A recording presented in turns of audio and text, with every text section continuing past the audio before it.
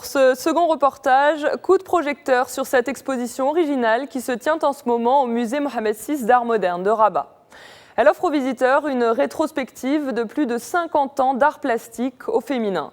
Peinture, sculpture, photographie ou encore vidéo, plus de 120 œuvres sont présentées, réalisées par 26 artistes marocaines. Des artistes de plusieurs générations et de différents styles, mais une chose les unit. Pour les femmes au Maroc, depuis les pionnières, les arts plastiques sont plus qu'un mode d'expression, c'est un acte militant, un combat pour l'émancipation. Nous avons rencontré 4 de ces artistes qui exposent en ce moment à Rabat. Elles nous ont ouvert les portes de leur atelier et nous ont parlé de leur passion. Femmes, tout un art, un sujet signé Ilham Berrada.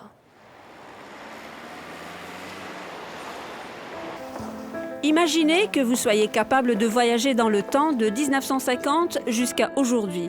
Vous pourriez découvrir par vous-même comment les femmes marocaines se sont frayées un chemin dans l'univers de l'art.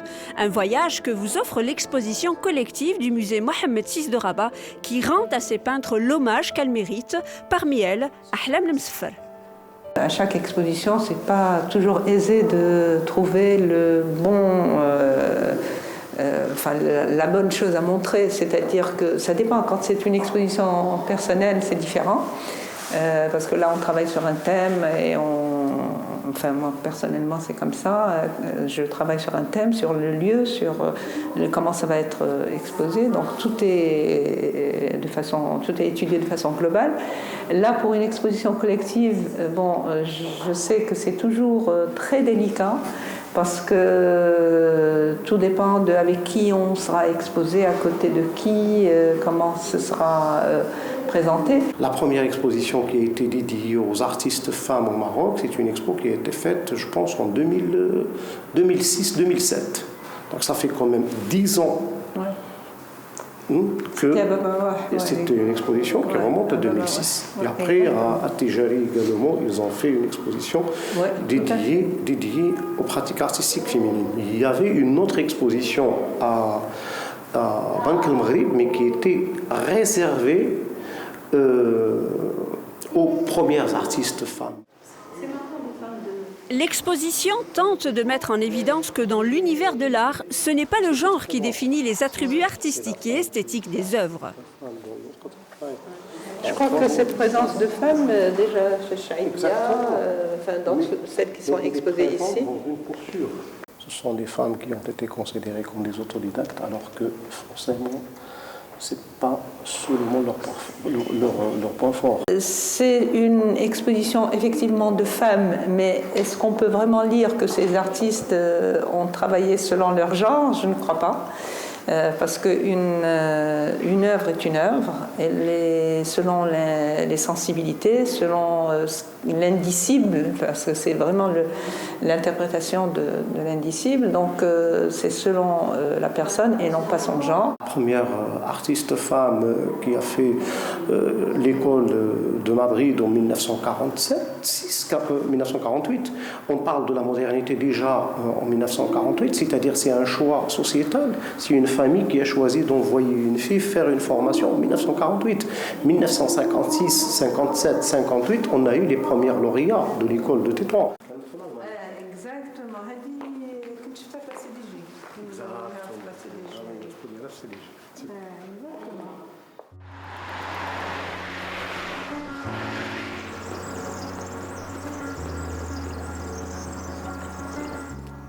On quitte Rabat pour Casablanca, plus précisément Hetoualem. Nous sommes à 30 km de la capitale économique, loin du tumulte et du stress du quotidien. C'est dans ce havre de silence et de quiétude que l'artiste Mounat Chrat a décidé d'installer son atelier. Mounat Chrat a réussi à dépasser l'angoisse de la toile blanche. Son premier rituel, couvrir au fusain totalement ou partiellement la toile, car il faut d'abord tuer la peur de cet espace vierge. Ça fait peur, donc moi je l'attaque en général brutalement avec un fusain. Je cherche, j'efface beaucoup, je cherche jusqu'à ce que je trouve les volumes là où je veux que ça soit. Pour l'instant, parce que bien sûr ça peut changer après avec la peinture et avec et avec toutes les étapes qui arrivent après. Mais pour l'instant, j'essaye juste d'emplacer, par exemple celle-là comme ça, l'autre dans un autre sens pour créer cette espèce de déséquilibre que j'aime bien retrouver dans mes tableaux. Cette native de Casablanca a d'abord fait une carrière dans le textile avant de se lancer dans le design.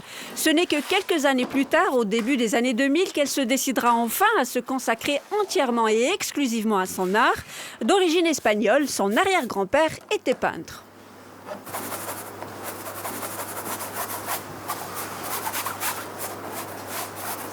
Mon arrière-grand-père, basque, espagnol, était peintre professionnel à San Sebastián. Donc elle me racontait, il faisait des grandes fresques murales, à l'époque c'était la mode en Espagne, dans les établissements et les restaurants et tout ça. Donc elle me faisait rêver, ça me faisait rêver et j'aimais ça. Donc elle me montrait ça et souvent quand une grand-mère vous explique que ça peut être la broderie, ça peut être... je sais pas, le regard d'un enfant, ça y est, voilà, c'est commencé comme ça. Et l'envie de moi aussi y arriver. Puis après, j'ai commencé à copier tout ce que je pouvais copier. Voilà, essayer de trouver les secrets des réalisations, comment ils faisaient pour dessiner. Et puis là, on se rend compte que c'est tout un travail de savoir apprendre les techniques. Sous ses pinceaux, le cœur s'anime. La liberté, la joie, le plaisir, tout comme la couleur qu'elle recherche, sont au cœur de sa peinture. Le spectateur est saisi par un trait, interloqué, parfois dérangé par tant de force, mais jamais indifférent à cette peinture.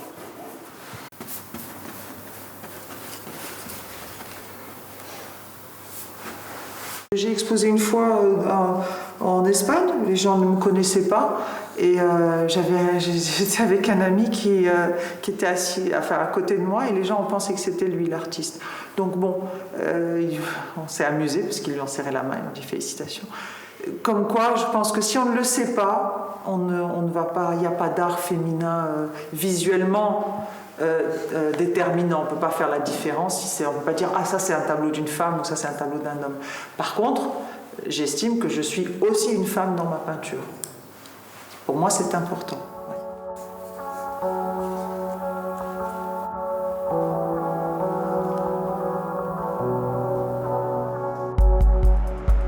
Retour au cœur de la capitale économique, dans le chaos de la ville tentaculaire, pour rencontrer une jeune artiste douce et discrète à l'univers original, Soukaina Aziz El-Idrissi. Un autre nom dont les travaux côtoient actuellement les œuvres de Chaibiya, de Maryam Ziane ou encore Radia Belhoussine. La jeune artiste prend cela comme une reconnaissance de sa toute jeune carrière. C'est cool, ça fait plaisir. Parce que je me dis... les heures de travail que j'ai passées, tous les machins que j'ai dû respirer ont abouti à quelque chose. Et c'est un honneur, c'est un énorme honneur d'être exposé à côté de tant d'artistes marocaines qui savent beaucoup plus que moi, qui font beaucoup mieux que moi. Je me dis ça, غاديين, ما بخير.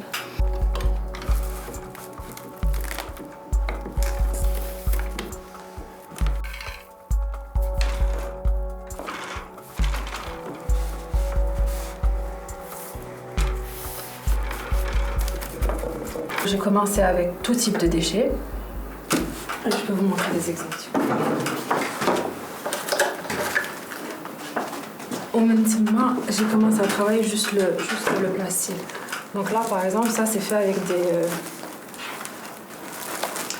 des pellicules cramées.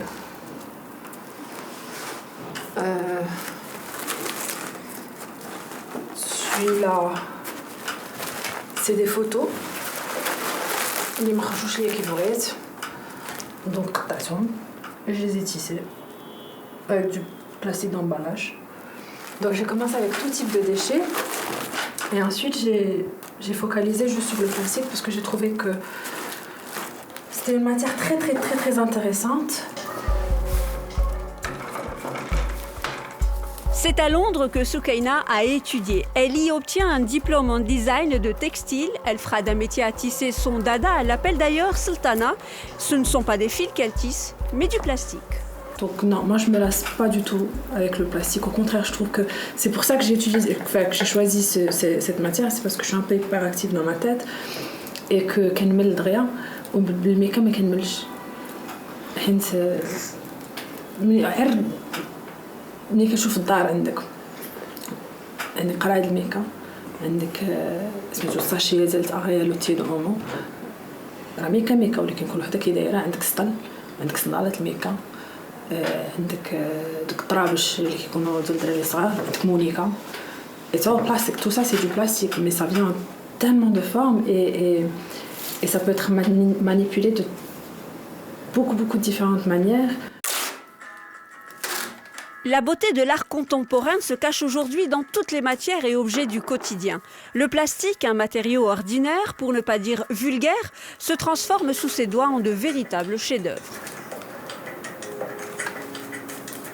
Torturer un peu la matière comme elle me torture moi, vu que ça fait presque une dose.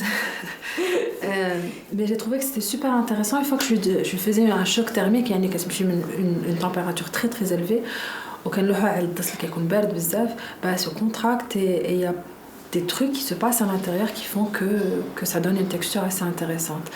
Et ce que je trouve vraiment fascinant, c'est que quand on voit sous un microscope les effets du plastique sur notre corps, ça ressemble exactement à ça.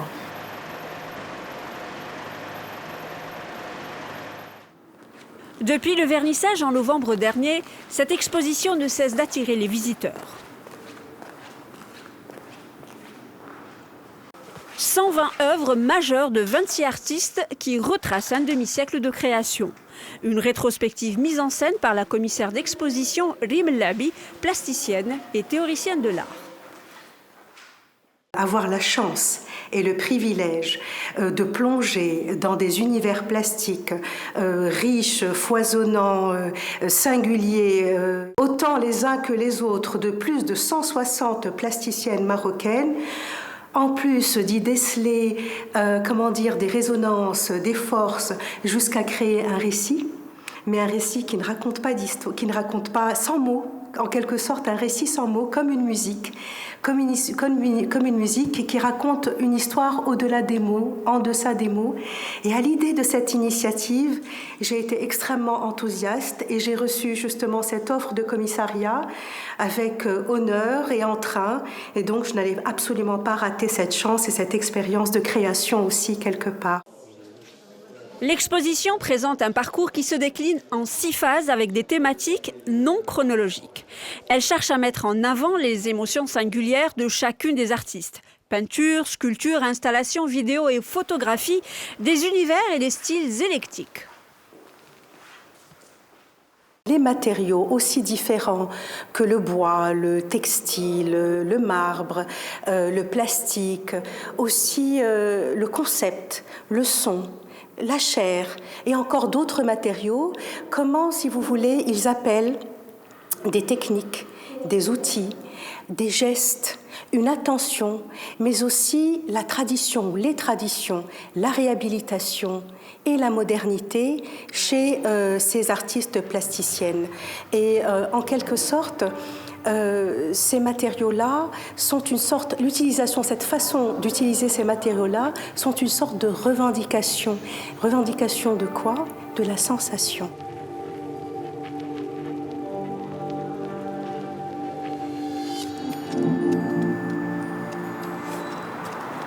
Nous sommes allés à la rencontre de Malika Agznei dans son atelier. Plasticienne accomplie, Malika est à la fois peintre, sculpteur et graveur. Aujourd'hui d'ailleurs, elle réalise une nouvelle gravure. Exigeant force physique et confrontation directe avec des matières denses, voire dangereuses comme l'acide, la gravure a été pendant longtemps une activité essentiellement masculine. Ça s'appelle l'aquatinte, la résine en français, l'aquatinte en anglais, mais elle est connue sous le nom d'aquatinte. La résine, donc, c'est pour donner... On fait tomber de la résine en poudre, on chauffe, on la colle. Ensuite, on met dans l'acide et donc l'acide, il mange, il travaille sur les parties qui n'ont pas été recouvertes par les petits grains de résine. Et quand on imprime, ça donne un côté velours, ça donne un très beau noir ou ça dépend comment on a fait la résine. Pour pratiquer la gravure, il faut être attentif au langage des matériaux. La gravure n'est pas enfermée dans une seule technique, mais elle offre un éventail de supports et d'outils. Après 40 ans de la manière qui lui donne les bons résultats. Là, je fais un truc tout simple, c'est-à-dire un premier tirage pour savoir où on va. Ce n'est pas encore le tirage définitif, mais ça donne une idée de ce qu'est le travail. On peut travailler comme en peinture.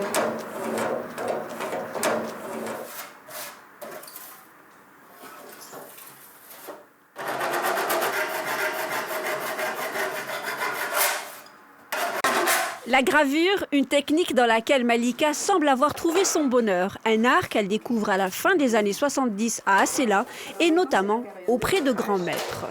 On m'a invitée au festival d'Azela, premier Moussem, en 78. Alors j'ai été invitée pour faire un mur. On a un mur fait chez 15 mètres. Alors j'ai fait le mur, j'avais fini. Et j'avais encore du temps devant moi et l'atelier de gravure venait juste d'être créé. Alors je me suis dit, je vais rentrer voir qu'est-ce que c'est que cette histoire de gravure, parce qu'on ne l'apprenait pas à l'école. Et là, j'ai rencontré des grands profs. Ils avaient invité des grands maîtres de la gravure. Et j'ai commencé à faire petites plaques comme ça avec eux. Ça m'avait passionnée. Tout de suite après, le festival terminé, je suis partie en Amérique pour faire justement la gravure chez ce prof qui s'appelle, c'est un Soudanais qui est marié à une Américaine, mais un des plus grands ateliers de gravure d'IEL en Amérique. Il s'appelle Mohamed Omar Khalil. C'est en 1956 et déjà maman d'une petite fille qu'elle intègre l'école des beaux-arts de Casablanca. Les femmes à l'époque se comptent sur le bout des doigts, mais Malika veut aller au bout de sa passion. La pression qui passe là-dessus, c'est 2 tonnes. Donc il est dans ce on va voir. C'est la première impression. C'est pas la définitive, mais c'est la première. J'ai fait même du droit. Je suis rentrée à la fac de droit. J'ai fait une année où je travaillais à gérer les lois, les machins à retenir. C'était bon. Et là, j'ai fait les beaux-arts en étant mariée. J'avais une fille, d'ailleurs, Taïa, d'abord l'artiste, 3 ans, à l'école des beaux-arts, étant mariée, mère d'un enfant de 3 ans. Bon. Et quand on جرها معايا شويه ديك الشيء عطيه يصبروا لنا ما كانوا عيالات bon alors يصبروا على une femme qui amène. Et voilà, donc et comme c'était une très grande équipe qui était là, qui dirigeait l'école, c'était après l'indépendance. Malika El Zenay, c'est un demi-siècle de création. Cette artiste talentueuse est restée fidèle à son thème de prédilection, les algues.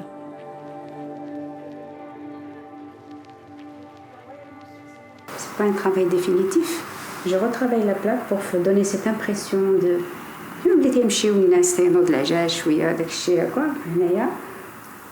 et puis bon, après c'est vrai que la couleur.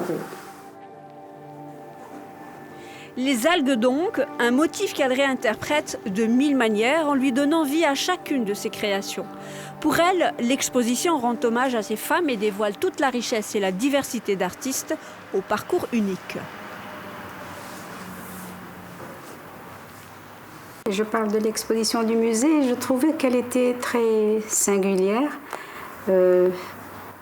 C'était un parcours de la femme dans la peinture, des débuts qui étaient naïves, et bon, naïves, art brut avec Chahabia, et qui avaient une raison d'être puisque les femmes ne faisaient pas d'école.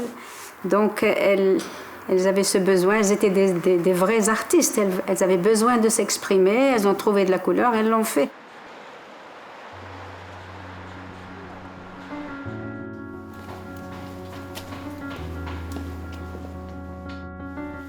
L'infatigable Ahlam Lemsfer poursuit son chemin artistique. Pluridisciplinaire, sculpture, installation ou encore peinture, son univers est à la frontière du figuratif et de l'abstrait.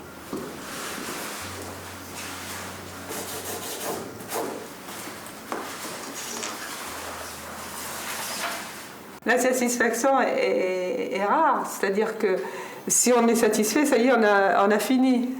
On a fini sa carrière, je crois. Non, le doute est toujours là et c'est vrai que c'est ce qui te fait avancer.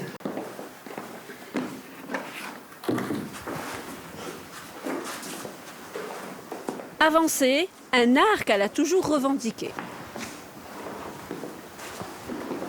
Je ne crois pas que ce soit les oubliés de l'histoire. C'est pas ça. La femme ne s'est peut-être pas imposée. Si elle s'impose, on a bien vu que depuis 50 ans, Chahibia s'est imposée. Alors pourquoi pas d'autres? Mais elle s'est imposée par son caractère, par son art. Tu devrais là.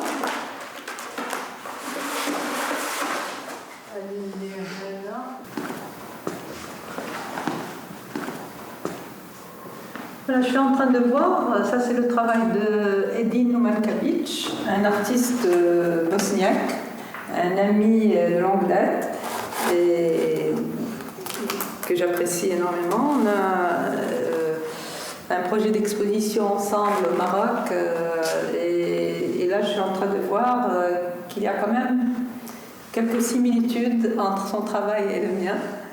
Et donc, je profite de son passage, il sera là au mois d'avril-mai, entre avril et mai, pour faire monter cette exposition. Et on va inviter même d'autres artistes bosniaques à venir travailler, pas pour cette expo, mais pour un autre travail, c'est un atelier entre la Bosnie et le Maroc. Et c'est bien de cet échange avec d'autres pays, d'autres artistes, c'est toujours enrichissant et j'ai vraiment hâte de faire ça.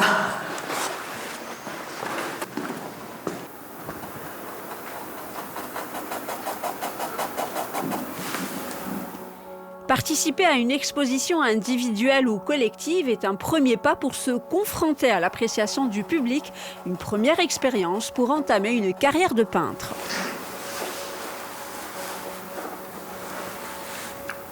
Je pense qu'on est vraiment un pays où il y a beaucoup d'artistes. On a beaucoup de chance au Maroc aujourd'hui par rapport à d'autres pays. Beaucoup de lieux où exposer malgré tout, même si des jeunes vous diront le contraire, mais il y a quand même par rapport à d'autres pays,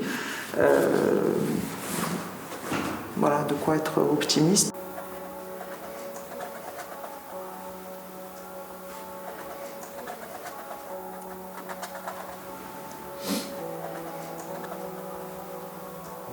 Il y a dans cette exposition du moderne et du contemporain et du conceptuel. Elle a réussi à couvrir suffisamment dans le temps, dans la chronologie. Mais bien sûr, ça n'est pas l'exposition sur l'art féminin au Maroc. Elle pourrait, demain, vous lui donnez une autre thématique, elle pourra développer avec... Enfin, c'était une façon d'aborder, elle le précise bien dans son texte, et c'est pour ça que ce n'est pas une exposition et une seule. Il peut y en avoir encore beaucoup d'autres concernant les femmes, ou un certain type de femmes, ou un certain type de travail, un certain type de matière. On peut aller encore dans... Il y a beaucoup d'expos qui doivent se faire encore, j'espère. Les œuvres de ces artistes femmes donnent à voir des sensibilités plurielles.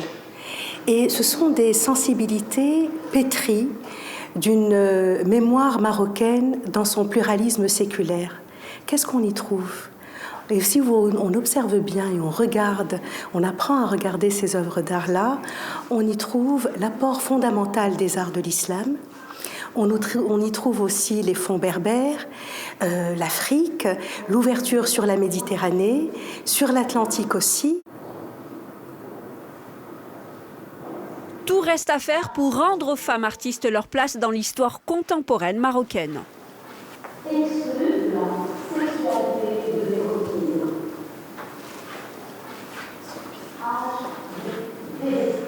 ces femmes artistes marocaines de la modernité sont de véritables résistantes. Elles sont insoumises à la fatalité. Ce sont des femmes qui prennent leur destin entre leurs mains. Elles ont pris leur destin en main pour s'imposer, pour imposer leur univers, pour se positionner de manière unique, tout un art.